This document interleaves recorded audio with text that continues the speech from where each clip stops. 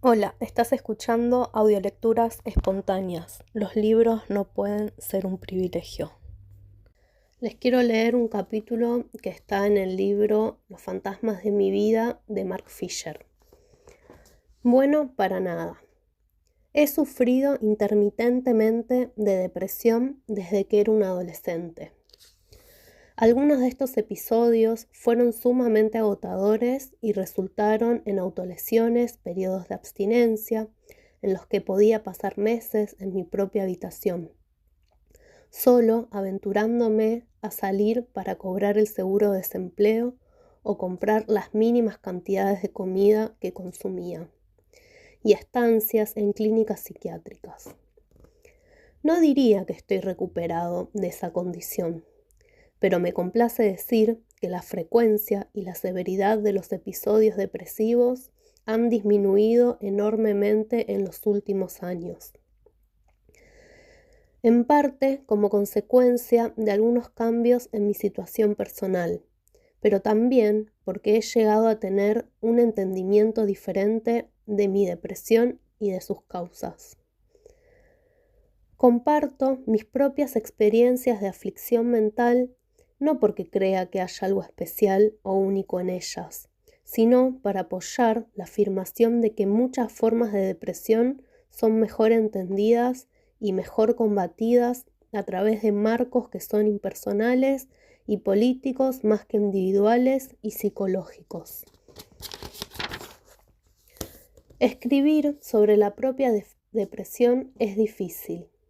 La depresión está en parte constituida por una desdeñosa voz interior que te acusa de autoindulgencia. No estás deprimido, solamente te estás lamentando de ti mismo, debes tranquilizarte. Y esa voz tiende a despertarse cuando se hace pública la condición. Por supuesto, no se trata para nada de una voz interior. Es la expresión internalizada de fuerzas sociales reales, algunas de las cuales tienen un interés particular en negar cualquier conexión entre depresión y política. Mi depresión siempre estuvo atada a la convicción de que yo era literalmente un bueno para nada. Pasé la mayor parte de mi vida hasta los 30 años creyendo que nunca iba a trabajar. A los 20 anduve a la deriva entre los estudios de posgrado, los periodos de desempleo y los trabajos temporales. En cada uno de sus roles sentí la misma falta de pertenencia. Como universitario, porque era un diletante que en cierto modo había falsificado su camino. No un académico con todas las letras. Como desempleado, porque realmente no estaba desempleado como aquellos que honestamente buscaban trabajo. Como empleado temporal, porque sentía que me desempeñaba incompetentemente y en cualquier caso porque tampoco pertenecía realmente a esas oficinas o fábricas. No porque fuera demasiado bueno para ellas, sino al contrario, porque era sobreeducado e inservible, y ocupaba el puesto de alguien que lo necesitaba y lo merecía más que yo. Incluso cuando estaba en las clínicas psiquiátricas sentía que realmente no estaba deprimido. Solamente estaba simulando la condición para evitar trabajar, o en la infernalmente paradójica lógica de la depresión. La simulaba para ocultar el hecho de que era incapaz de trabajar y de que no había ningún lugar para mí en la sociedad. Cuando eventualmente obtuve un trabajo como profesor en una institución terciaria, estuve eufórico por un tiempo, pero por su misma naturaleza. Esa euforia mostraba que no me había sacado de encima los sentimientos de futilidad que pronto conducirían a nuevos periodos de depresión. Carecía de la calma confianza de que quien ha nacido para ocupar un rol. en un nivel no demasiado profundo. Evidentemente, todavía no creía ser el tipo de persona que pudiera tener un trabajo como profesor. Pero ¿de dónde provino esa creencia? La escuela de pensamiento dominante en psiquiatría ubica los orígenes de esas carencias en fallos en la química del cerebro, que tienen que ser corregidos con medicamentos.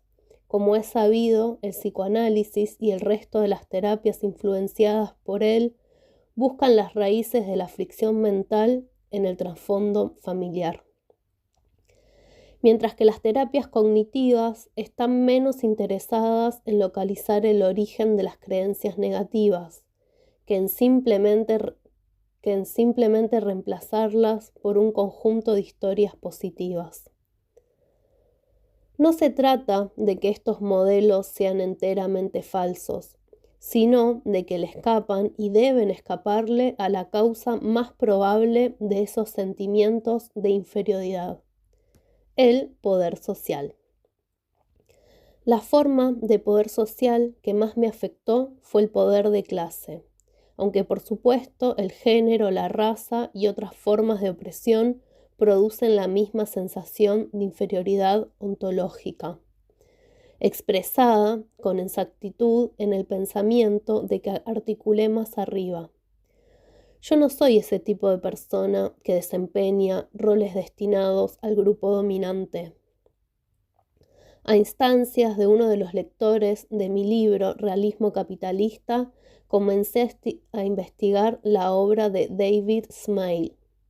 Smile, un terapeuta que plantea centralmente la cuestión del poder. Confirmó las hipótesis sobre la depresión con las que me había tropezado. En su esencial libro The Origins of Unhappiness, Los orígenes de la infelicidad, Smale produce el modo en que las marcas de la clase están diseñadas para ser indelebles. Para aquellos a los que desde la cuna se les enseña a pensarse a sí mismos como inferiores, la adquisición de calificaciones o riqueza raramente será suficiente para borrar, sea en sus mentes o en las mentes de los demás, la sensación primordial de inutilidad que los ha marcado desde su temprana edad. Alguien que se mueve fuera de la esfera social que se supone debe ocupar siempre, corre peligro de sufrir sentimientos de vértigo, pánico y horror. Aislado, desconectado, rodeado de un espacio hostil, repentinamente te encuentras sin conexiones, sin estabilidad, sin nada a lo que aferrarte para mantenerte erguido o en tu lugar. Una vertiginosa y nauseabunda no realidad toma posesión de ti. Te ves amenazado por una completa pérdida de identidad, una sensación de absoluta fraudulencia.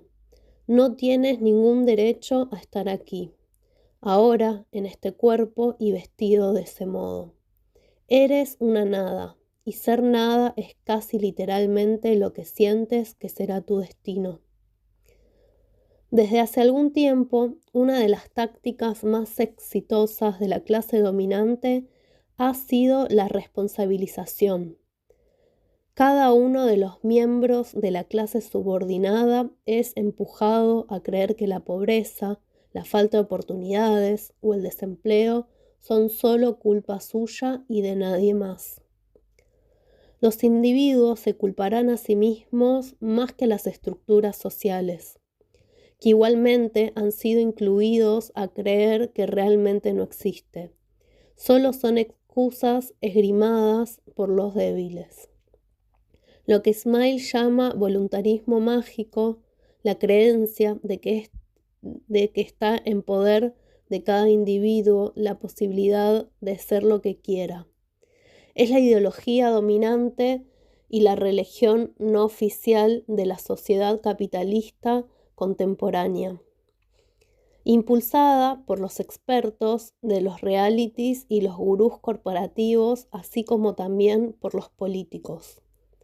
El voluntarismo mágico es tanto un efecto como una causa del histórico bajo nivel de conciencia de clase actual.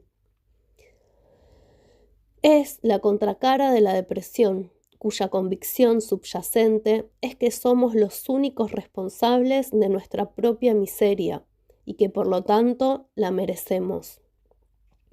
Una doble existencia particularmente despiadada es impuesta hoy sobre los desempleados estructurales en el Reino Unido, a una población a la que durante toda su vida se le ha dado el mensaje de que es inútil.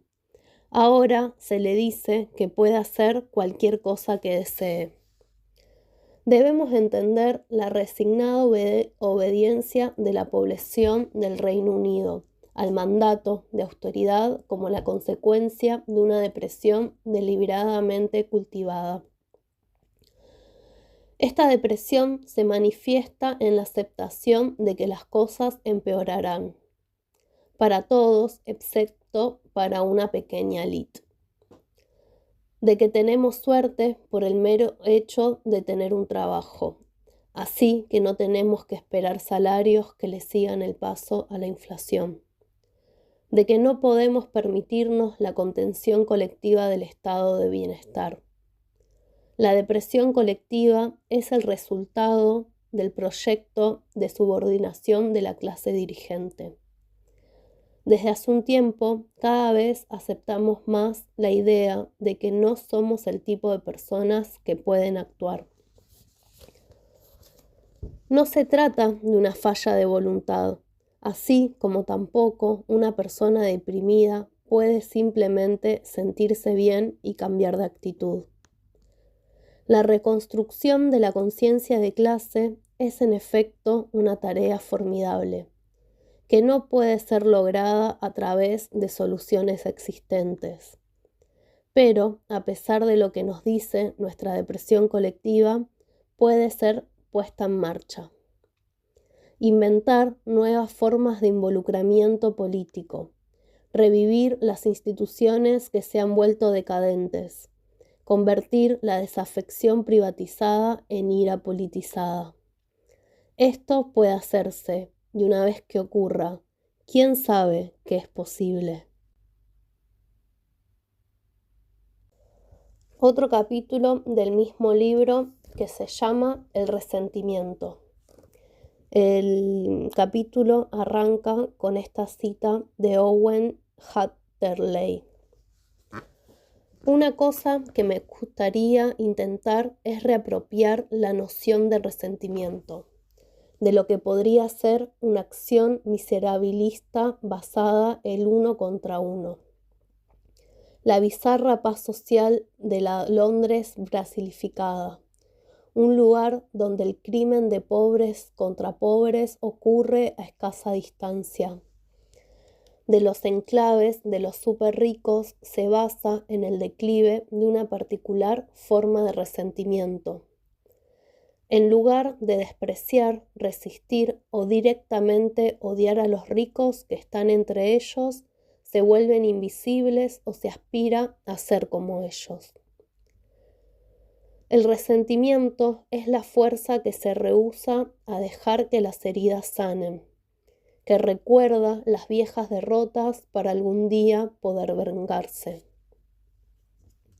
En términos populares, es la delirante lucha de clases de la canción de Pulp Ice Pie.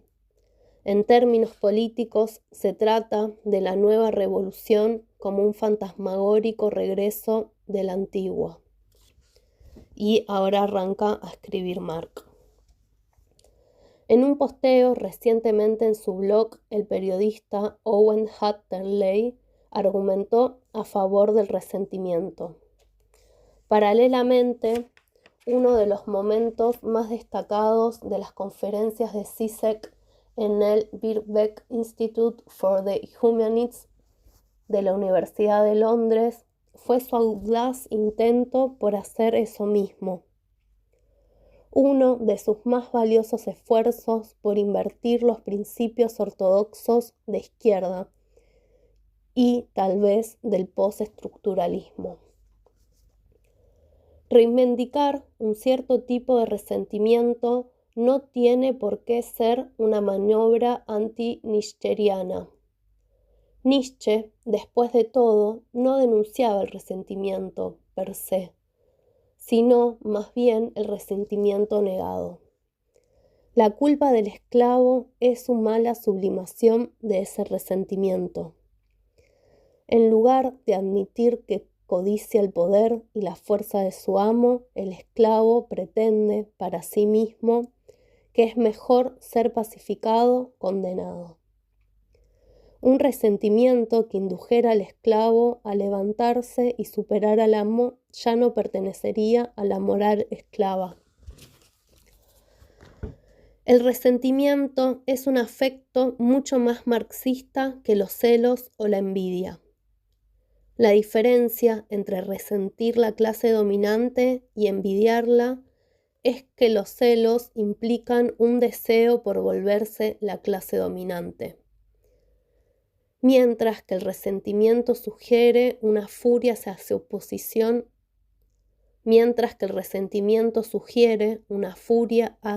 posesión de recursos y privilegio. Un resentimiento que llevara solo a la inacción quejosa es ciertamente la definición misma de una pasión inútil. Pero el resentimiento no tiene por qué terminar en impotencia.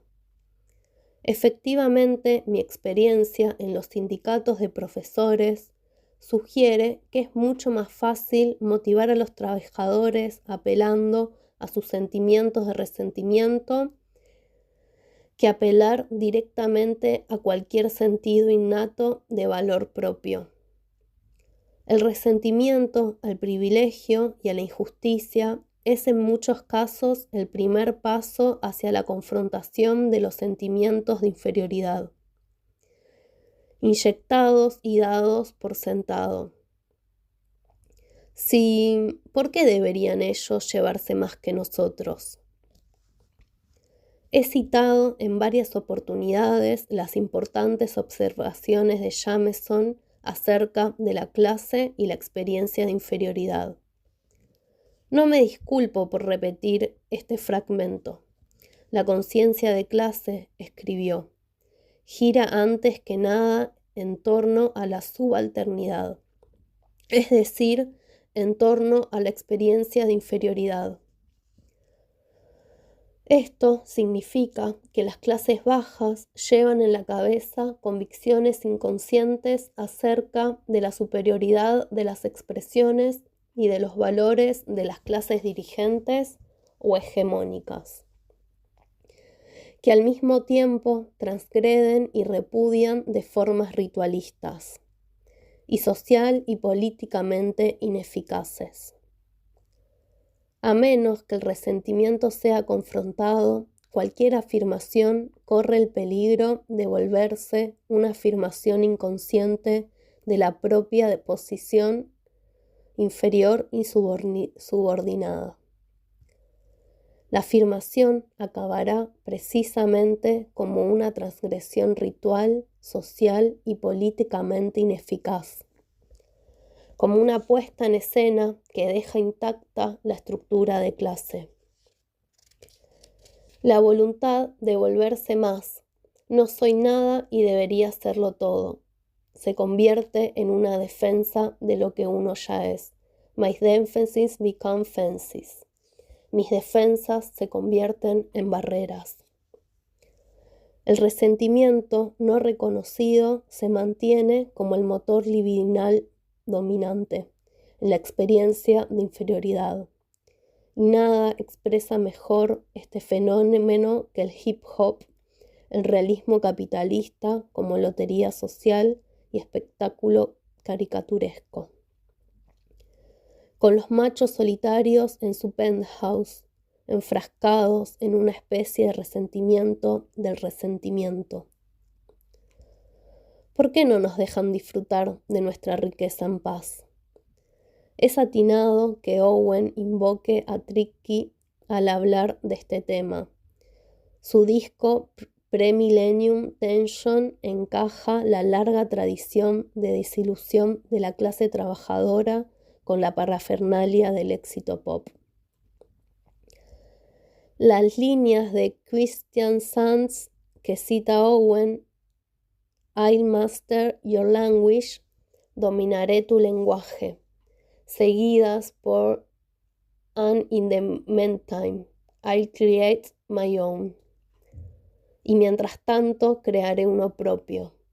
Resonarán con cualquiera que se proyecte más allá de la clase subordinada o con cualquiera que desee escapar de la subordinación. Tricky Kite cuenta lo que pasó cuando Tricky logró su objetivo. Es al mismo tiempo su versión de hombre que alardea. Vivo la vida que aquellos desearían vivir. Ahora me llaman superestrella. Y el registro de su repulsión frente a lo que ve en la cima. Cocaína en tu nariz.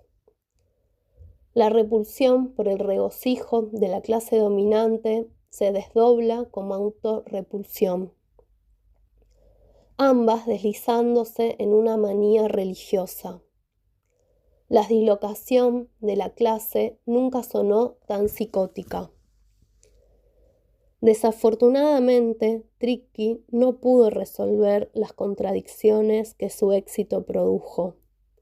¿Cómo iba a poder? ¿Cómo podría cualquier individuo?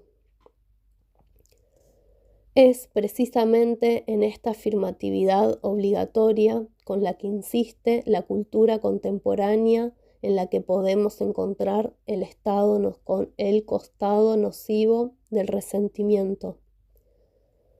Tomemos, por ejemplo, el popismo. Hay una dimensión de clase muy definida en mi rechazo al popismo. El popismo pareciera implicar la reelaboración de un set de complejos de la clase dominante. Una señora de alta sociedad que se permite disfrutar de placeres prohibidos. Debería gustarnos la música clásica, pero a nosotros nos encanta el pop. Para aquellos que no fuimos criados en la alta cultura, el llamado del popismo a mostrarse siempre entusiastas frente a la cultura de masas es bastante similar a que te digan, tus superiores de clase, por supuesto, que te contentes con tu lote. A partir de esta reelaboración de sus propios resentimientos, lo que el popismo nos quita es nada más y nada menos que el derecho de las clases subordinadas a sentir resentimiento. Por contraste, la importancia de alguien como Dennis Potter o algo como el post-punk fue que estos dieron acceso a aspectos de la alta cultura en un espacio que deslegitimaba la exclusividad y el privilegio de la alta cultura. El espacio utópico que abrieron era uno en el cual la ambición no tenía por qué terminar en asimilación, donde la cultura de masas podía tener toda la sofisticación e inteligencia de la alta cultura. Un espacio que apuntaba a acabar con la presente estructura de clase, no a invertirla. Owen tiene razón. El resentimiento es una respuesta apropiada a la degradante y degradada versión de la cultura popular que hoy nos sirven las élites de Oxford y Cambridge.